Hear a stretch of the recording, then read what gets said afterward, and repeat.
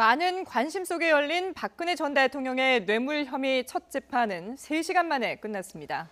국정농단 사태가 불거진 뒤 처음 만난 최순실 씨와 피고인석에 나란히 앉게 됐는데 박 전 대통령은 혐의를 강하게 부인했습니다. 네, 취재기자 연결합니다. 조용성 기자. 네, 서울중앙지방법원에 나와 있습니다. 예, 박근혜 전 대통령이 모습을 드러낸 게 지난 3월 말 구속된 뒤 53일 만이었죠. 네, 그렇습니다. 503번 수임번호가 적힌 배지를 달고 남색 재킷에 사복 차림을 한 박 전 대통령은 플라스틱 집게핀으로 올림머리를 한 채 법정에 들어섰습니다. 전직 대통령이 피고인 신분으로 법정에 서는 것은 이번이 세 번째입니다. 21년 전 전두환, 노태우 두 전직 대통령이 법정에 섰을 때와 같이 장소는 417호 대법정입니다. 오늘 첫 정식 재판은 2분에서 3분 정도 취재진의 촬영이 허가된 뒤 오전 10시를 조금 넘어 시작됐습니다. 박 전 대통령은 592억 원대 뇌물 혐의 등을 받고 있습니다. 피고인석에서는 공범 관계인 40년 지기 최순실 씨와 뇌물 공여 혐의로 불구속 기소된 신동빈 롯데그룹 회장이 나란히 자리했습니다. 지난해 10월 국정농단 사태가 본격화한 이후 적어도 7개월여 만에 처음 마주친 박 전 대통령과 최순실 씨는 피고인석에 나란히 앉았지만 얼굴을 마주치지 않은 채 정면만 바라봤습니다.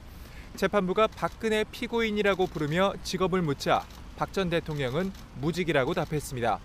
다른 재판에서 강하게 주장을 펴던 최순실 씨는 자신의 주소를 말하는 도중 감정에 북받친 듯 목소리가 떨리고 울먹이는 모습을 보이기도 했습니다. 네, 이 국정농단 관련 사건 재판 사실 진행 중이었는데 이제 핵심적인 재판이 시작됐다고 볼 수 있을 것 같습니다. 오늘 재판은 어떻게 진행이 됐습니까?